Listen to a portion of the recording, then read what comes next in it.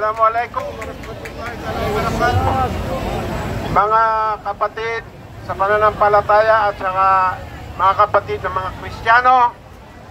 Tayo po ay isa lang ang Diyos natin, ang Allah lamang. Subalit, gusto kong ipapatid sa inyo, iparating kung ano ang nararamdaman ng mga kapatid nating karamihan sa mga Muslim. Tayo po ay sumusuporta kung saan ang kapayapaan. Dahil pinanganak kami, nandoon yung gira sa Mindanao. Subalit gusto namin talaga yung kapayapaan. Kaya kami po ay kung sino ang tama doon kami. Kaya matagal na kaming bumuo na para kay Bibi Sara Duterte. Dahil ikukulong nila yung 125 milyon. Yung bilyonis na ninakaw ay wala pong aksyon ng ating pamahalaan. Kung totoo po, walang pinsan, walang kapatid, walang kamag-anak, ikulong nyo po para maniwala sa inyo ang taong bayan. Kaya mga kapatid, Christian man o Muslim o lumad o anumang tribo, dapat magkaisa tayo. Wala na po tayong hinihintay. Nag-expose na si Saldico at saka yung atin niya. Wala akong alam na hintayin pa natin. Magkaisa na po tayo. Panawagan natin sa pamahalaan na ito. Doon po tayo sa tama kung anong gagawin natin.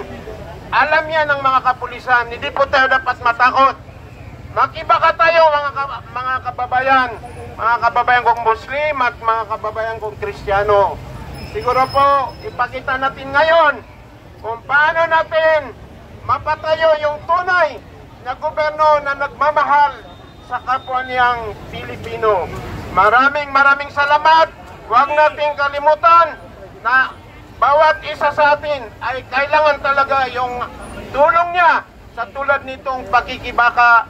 Assalamualaikum warahmatullahi ta'ala wabarakatuh.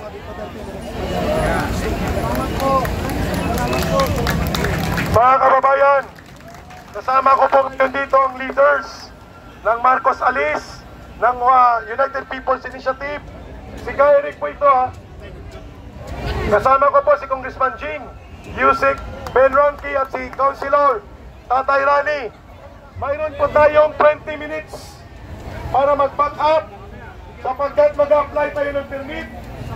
At mayroon pong may 20 minutos pa tayo sapagkat we are on a private place. And at ito na po, magbabalik tayo bukas, mga kababayan, mag-apply ng permit sa isa side.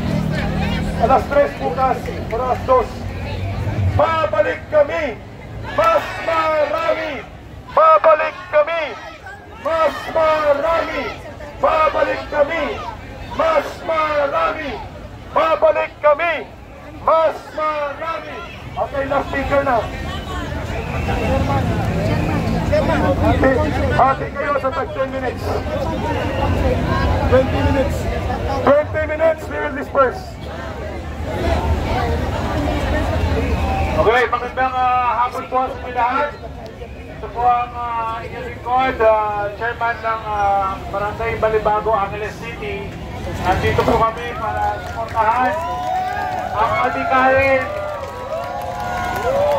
Ang pinaglalaban po natin ang transparency and accountability. Okay, magkakaroon din po kami ng simultaneous na running sa aming lungsod, sa aming probinsya. Okay, nung kahapon po, nagkatipon-tipon din po kami sa Pampanga para sumama sa inyong advokasya para linisin ang katiwalian sa ating gobyerno.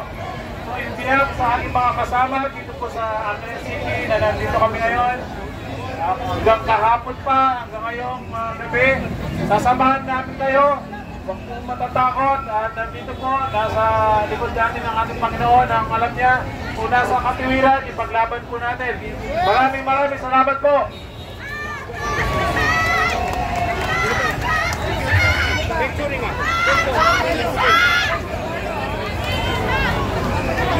Okay, hiwalay-hiwalay lang tayo ha, hiwalay-hiwalay. Wala tayong magawa, inutusan lang Philippine National Police sa kanilang tungkulin. Alam alam natin masakit sa kalooban ng Philippine National Police, pero wala tayong magawa, susunod lang tayo. Yung pagkain, yung walang pagkain, huwag lang kayo umalis, mayroon pang darating. Pagkain lang, hintayin nyo. Okay, maraming salamat, maraming salamat. Eric, saan tayo tutuloy? Makinig mo na! Makinig mo na! Marcos resign! Ang salit! Ikulong! Marcos resign! Alistuin! Ikulong! Marcos resign! Alistuin! Ikulong! Marcos resign! Alistuin! Ikulong! Dahil sarap mabuhay sa sariling bayan kung walang alipin at may kalayaan. Ang bayan sinisingil, bukas ay mabangon din. Ang silangay pupula sa binyas ng paglaya. Go! Ibon mang may layang Ibang kayo yung bandila! Kulungin mo ang umiiyak. Bayan pa kayang saktan nila. Ang limang nasang makaalmas. Pilipinas kong inumutya. Ugat ng luha at dalita. Aming atika. Makita kang saktan laya. One more time. Aming atika. Makita kang saktan laya. Marcos resign! Marcos resign! Marcos resign! Marcos resign! Babalik kami! Mas marami! Babalik kami! Mas marami! Babalik kami! Mas marami! Maraming salamat! Mabuhay po kayo! Let us disperse peacefully!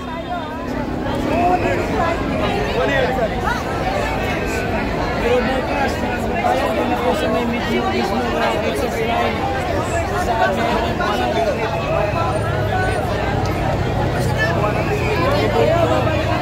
sa baba.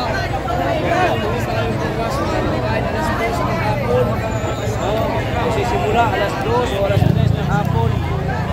Samahan niyo po kami rito. Mga kababayan, samahan niyo po kami rito.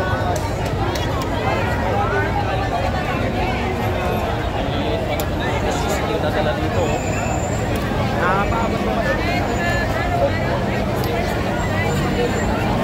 Ayan mga katayang pinadisperse mga babayan.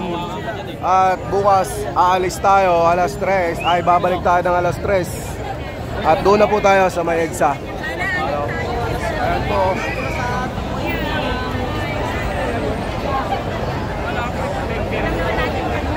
Wala permit doon. Wala tayong permit. Ang susunod.